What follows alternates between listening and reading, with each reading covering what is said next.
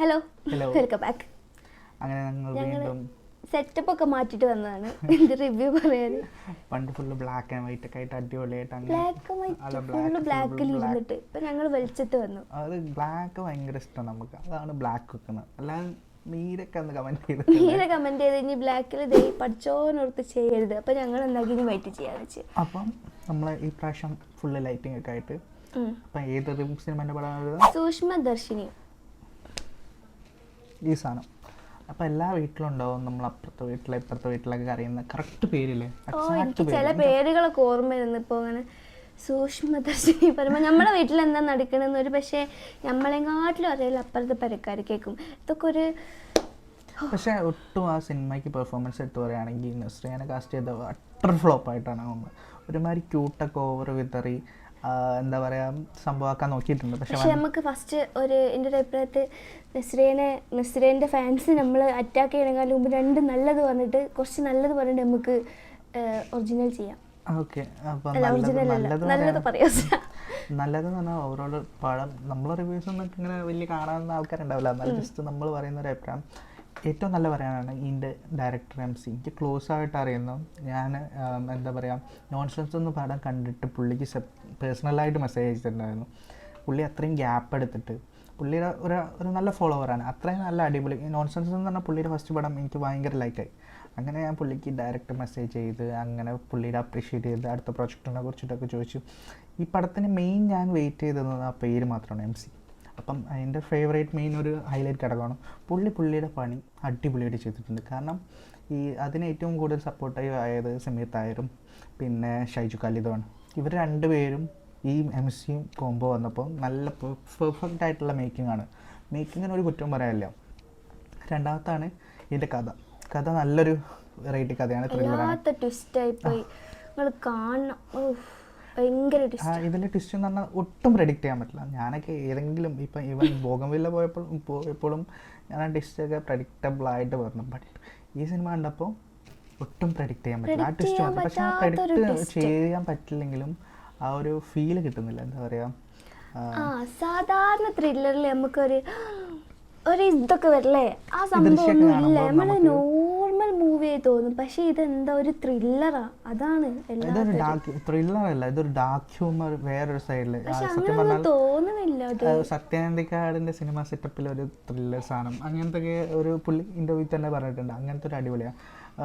Performance എടുത്ത് പറയുകയാണെങ്കിൽ ബേസിലി സിദ്ധാർത്ഥ് ഭാര തന്നെ ചിരിച്ച് അടിപൊളിയായിട്ട്. പിന്നെ മറ്റേ നസ്രിയ ഫ്രണ്ട്സ് ഒന്നും വിചാരിക്കരുത്. നസ്രി വെച്ച് ബാക്കിയായിട്ടുള്ള ഗേൾസിൽ ചെയ്ത അവരൊക്കെ പേരെനിക്കറിയില്ല, ഓരൊക്കെ നല്ലതായിട്ട് ചെയ്തിട്ടുണ്ട്. എന്താ പറയാൻ പറ്റില്ല, എനിക്ക് ഭയങ്കര ഇഷ്ടമായി. നല്ല കോമഡി ഒക്കെ ഉണ്ടാവും. അതിൽ എടുത്തു പറയേണ്ട സീനുണ്ട്, ഒരു വെല്ലടിക്കുന്നത്, പിന്നെ ക്ലാസ് ഉണ്ട്. സിദ്ധാർത്ഥ് പറയാൻ ഒരു രക്ഷയില്ല മൂപ്പര്. അപ്പൊ നല്ല എന്താ അടിപൊളി ഫിലിം. പക്ഷേ എന്താ പറയുക പ്രശ്നം, നസ്രി നമ്മളെ ഫസ്റ്റ് ഹാഫ് വരെ അങ്ങനെ അഭിനയിച്ചിട്ട് ഇങ്ങനെ മെഴുകായിരുന്നു. അതുകൊണ്ട് എനിക്ക് ഓളങ്ങോട്ട് ദഹിച്ചില്ല, ഓളെ ഇതിലങ്ങ് പറ്റണില്ല. അതിന് വേണ്ടിയിട്ട് ഇതില് വല്ല ബേസിലിന് പകരം ഫഹദോ വേറെ ഏതെങ്കിലും നടന്മാരാണെങ്കിൽ വട്ടർ ഫ്ലോപ്പ് ആവേണ്ടത്. കാരണം ബേസിലായതുകൊണ്ടാണ് ആ ഒരു രസവും ആ ഒരു ക്യൂട്ടും എന്താ പറയുക നമുക്കൊരു വില്ലന എന്താ പറയാ ഡാർക്ക് സൈഡ് ബേസിലല്ലേ. സത്യം വേണമെങ്കിൽ നമ്മൾ ഇങ്ങനെ ചെയ്യുമ്പോൾ ബേസിൽ നമ്മൾ ഒരു ഇതിൽ ഇങ്ങനെ വെച്ചാണല്ലോ, അതിലിങ്ങനെ കാണുമ്പോൾ ആ ഒരു ഇതിൽ പോവുള്ളൂ. പക്ഷെ ഓൻ ചെയ്ത് വെച്ച് ആലോചിക്കുമ്പോൾ പഠിച്ചോനെ ഫ്രഷ് ആയിട്ട് പോയിട്ട് സിനിമ കാണാം. പക്ഷെ അത് നിങ്ങൾക്ക് എന്തായാലും ആ ത്രില്ലിങ് എലമെന്റ് കിട്ടും. പിന്നെ കോമഡി ഡാർക്ക് ഹ്യൂമർ നല്ല വർക്കൗട്ടൊക്കെ ഉണ്ട്. എനിക്ക് ഭയങ്കര ഇഷ്ടപ്പെട്ട കുറേ കോമഡി, ഞാൻ ഓർത്തോർത്ത് ചിരിക്കാൻ പറ്റിയ കോമഡികളുണ്ട്. വളരെ നന്നായി. അപ്പം അതാണ് ഓവറോൾ നമുക്ക് പടം, music, editing, visual experience, locations എല്ലാം അടിപൊളിയായിരുന്നു. നല്ല നിങ്ങൾക്ക് കുറച്ച് കാലത്തിന് ശേഷം വന്ന് നല്ല പടങ്ങളിൽ ചേർത്ത് വെക്കാൻ പറ്റിയൊരു നല്ല പടമാണ്. റെക്കമെൻഡഡ് ആണ്. നിങ്ങൾ തിയേറ്ററിൽ പോയി തന്നെ പോയി വാച്ച് ചെയ്യണം. ബട്ട് ഇത്രയും ഹൈലി എക്സ്പെക്റ്റേഷൻ ഈ റിവ്യൂസൊക്കെ പറയുന്ന പോലെ കിടുപടം, അടിപൊളി പടം, ആസ് എ മൂവി ഓക്കെ മൂവിയാണ്, അത്രേ ഉള്ളൂ.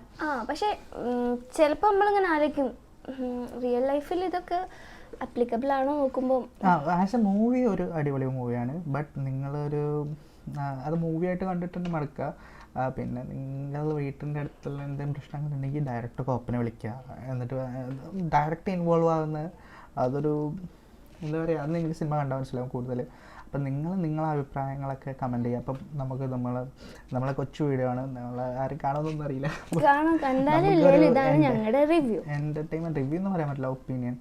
അപ്പം നിങ്ങളെ പടം എനിക്ക് ഒറ്റൊരു കാര്യത്തിൽ പറയാനുള്ളൂ, നസ്രിയെ ദയവേത് ഇനി വേറെ പറ്റുന്ന അങ്ങനത്തെ മോഡൽ അക്സെപ്റ്റ് ചെയ്യുക. വെറുതെ എല്ലാം കൂടെ കയറിയിട്ട് പറ്റൂല, റെഡി ആകുന്നില്ല. വേറെ നല്ല ക്യൂട്ട് ക്യാരക്ടറൊക്കെ ചെയ്യാൻ നോക്കുക. അതാണ് ചില സമയത്ത് എനിക്ക് എന്തെന്നാ എനിക്ക് ടെൻഷനാവും അഭിനയിക്കണോടെ കാണുമ്പോൾ. ഒരു പൂളിൻ്റെ അവിടെ നിന്നും എന്താ പറയുക, ഒരു സന്തോഷമുള്ള കാര്യം നടന്ന് തുള്ളിച്ചാടുന്ന ഒരു സീനൊക്കെ ഉണ്ട്. എൻ്റെ പൊന്നോ, അഭിനയിക്കുക നമുക്കപ്പോൾ എനിക്ക് തോന്നി എനിക്കൊക്കെ അപ്പോൾ സിനിമയിൽ അഭിനയം ഒന്നും അറിയണ്ട, നമുക്കത് ചെയ്യാം, അത്ര തന്നെ. അപ്പം നിങ്ങളെ അഭിപ്രായം പറയാം. അപ്പം അടുത്തൊരു വീഡിയോ ആയിട്ട് കാണുന്നവരെ ബൈ ബൈ ബൈ.